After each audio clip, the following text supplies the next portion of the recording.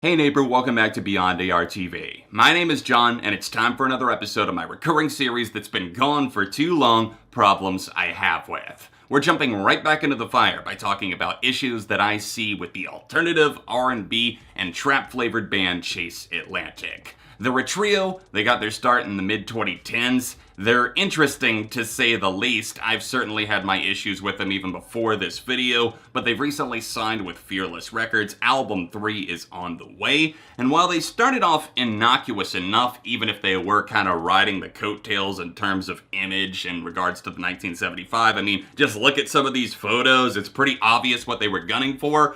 The real transformation and their true colors started to show around the release of Phases in 2019. I covered that record myself, and in this video we're going to be talking about not only their music, but also their image, their attitude, personality, and overall gimmick that they're really starting to show in a major way. They're the type of people that seem like they feel that buying Supreme and other rare limited brands is a personality trait, and they just kind of clone and replicate other things that have been said a million times over, and then their fans praise it as if it's some second coming of Christ. Before we go any further in this video, even if you are a Chase Atlantic fan, I hope that you will take the time to hear me out to watch the entire video. Make sure you stick around to the end because I will talk about my concluding thoughts and where I hope that they can go from here. So do me a favor, if you do enjoy what you see today, then please like the video and consider subscribing to my channel. Problems I Have With is all about unfiltered thoughts and levying criticism in hopefully an intelligent way that makes sense. But to get the elephant out of the room, yes, I feel like they look like a gang of fuckboys that think they can roll up to anybody, steal their bitch, their words not mine, and they kind of normalize things like degrading attitudes towards women and also normalizing drug taking, pill popping, all that stuff for a young, impressionable audience. And it's only getting worse with the release of Phases and also their latest single at the time of recording this video, Out the Roof, and they've signed to Fearless Records, which fuck you, Fearless, for signing them. It always seems to start off innocent enough with these artists, where it feels like the fans have an intimate connection to them, and then slowly they morph and change, and the fans just are so attached at the hip at that point that they will do anything, buy anything, just follow up on anything that they say, double down and say they are the best thing ever. Well, with Chase Atlantic, we kind of have a curious case, because we have these three dudes that look like these rich-ass, privileged-ass kids, and then they roll up and start singing about fucking bitches, stealing your girl, putting drugs under a girl's tongue, and then, oh, I've stolen your girl, she's gonna come live with me now, and I'm feeding her Molly and other drugs.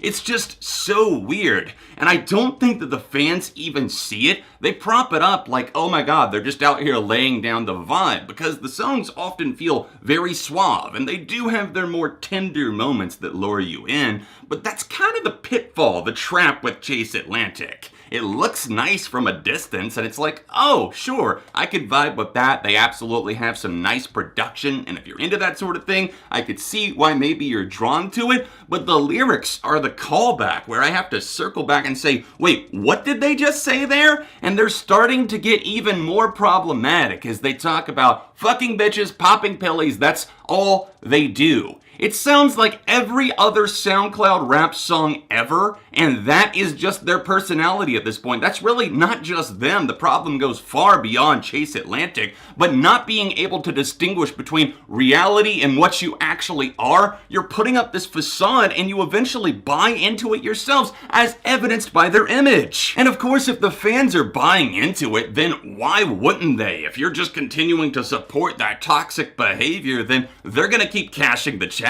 They're not going to say no to it. It's why 1,000 wannabes, copycats, and clones are popping up every single month. Anybody can do it at this point, and Chase Atlantic are living proof of that because there is nothing unique about them at all. It's getting to the point where it's starting to feel like microaggressions put to a suave beat, just kind of filtering out their attitudes and how they actually feel about women, about people who don't have as much money, who maybe can't afford luxurious things like, you know, most of the population. Everybody is flexing these days, and I get it. Chase Atlantic want to hop on that wave. But the problem goes just beyond the the music as well. It's their interactions with fans, which I know that people have their positive stories, and I cannot deny that, but there's also a lot of mounting evidence from people who have attended their meet and greets, been to their shows, or even worked backstage. There are allegations of them being extremely rude to fans, interacting inappropriately with fans, and there was a whole thing in June of 2020 where a lot of people were coming up and bringing out these allegations of racist remarks made by some of their members, including Clinton from this group, Clinton being the brother of the lead singer Mitchell Cave, and Clinton in particular has seemed like he's had a hard time managing the fame. There's a lot of screenshots that are out there serving as evidence, interacting with younger fans, being sexually explicit and aggressive towards them. And again, I have to reiterate because I cannot confirm these myself that they are allegations, but the speculation is really starting to reach this wide place, and it's been essentially swept under the rug. And in the middle of this all, Fearless Records just scoops them up and says, sure, let's sign that, even though there's racial slurs that have been said and sung before, and while some have tried to disprove that, I am not able to really understand as to how that is. Whether it's a lip sync and saying the N-word yourself or in your own music, as evidenced by an old SoundCloud account from Clinton, it's really just strange to me that people are just like, yeah, I don't give a fuck about what they've done, let's throw some money on that, even though they're actively douchebag horrible people. Okay, maybe horrible people is just me projecting because my interactions with them have not been positive, and I get it. I know that I've panned the fuck out of their music. I can't stand it. I don't like it. So maybe that's just me. It's not fair for me to just say straight up they are horrible people, never support them, anything like that, because I wouldn't want to have that hypocrisy floating out on the internet when I say one thing for one artist and not for another. But what I'm getting at is that there's a lot of evidence mounting up to the fact that they just seem like assholes. They kind of disregard the people that are on tour with them, whether that be a technician, a sound engineer. They've been dismissive, they walked off of stages. It's really this privileged ass feeling that I get from them, where they pander to the rich kids that either want to be rich, actually have rich parents, and can spend tons of money buying things at expensive stores just like them so they can have that Gucci or Supreme fanny pack.